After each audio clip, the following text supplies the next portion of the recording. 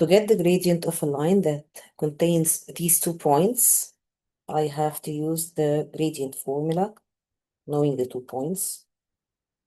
The gradient formula is y2 minus y1 over x2 minus x1. Okay, which point is x1, y1? You can choose any point. x1, y1. If you flip the points, you will get the same answer, and we will prove it now. This will be x2, y2. Let's apply our formula. y2 minus y1, y2 is 2 minus y1 minus 4 over x2, 7 minus x1, 1. 2 minus 4 is negative 2 over 7 minus 1, 6. When you simplify it, you will get negative 1 over 3. So that's my gradient. I will solve it with a different way. I will flip the points and check the answer. Let's consider this point, x1, y1, and the second point, this one, x2, y2. And we will apply the same formula, y2. The new y2 will be 4 minus 2 over x2, 1 minus 7 equals to 4 minus 2, 2 over 1 minus 7, negative 6. That will be negative 1 over 3, same gradient like this one. I got the same answer even if I flip the points. Okay, so I can use any point of them as x1, y1 and any point as x2, y2. Put in mind that if I start by 2, the numerator, I have to start the denominator by 7. And if you start your numerator by 4, you have to start the denominator by 1. Okay, that's for the first question. I will solve another question.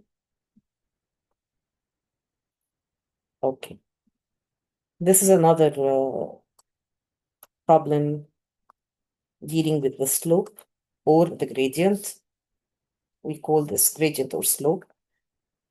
But here he gave you the gradient, and the missing is one of the 2 coordinates, which is x. So this is the gradient, and I can consider any one of the 2 points as x1, y1, and the second point x2, y2. You can flip, we said before, you can flip the 2 points. So the gradient, apply the gradient formula, y2 minus y1, that will be 6 minus negative 3, and take care because I have minus negative here. 6 minus, and then the second number, y1 is negative 3, so it's 6 minus negative 3. I started by 6 numerator, so my denominator will start by 4. 4 minus x equals to the given gradient, which is 3. Remember that minus negative, it's plus. Because minus negative means that, like, I'm taking off your loan, so as if I'm adding money. 6 plus 3 minus negative will be plus, and 4 minus x equals 3. If you will get confused, I can write this whole number 3 as 3 over 1. Then you can apply the cross multiplication. Before I apply the cross multiplication, let's simplify it more. That will be 9 over 4 minus x equals 3 over 1. Now I can apply that cross multiplication. So 9 you multiply by 1, and then you multiply all of this by 3, and take care, because 3, when you multiply it by 4 minus x, you have to add this bracket, 4 minus x, because actually I'm multiplying the 3 by the whole value of 4 minus x, not only 4. equals to 9 multiplied by 1, 9. And then you apply the distributive property to remove the bracket. 3 will be multiplied by 4, and then 3 will be multiplied by x. 3 multiplied by 4 will be 12. 3 multiplied by x, or 3 multiplied by negative x, will be minus 3x, because 3 is positive, x is negative. That will be equals to 9.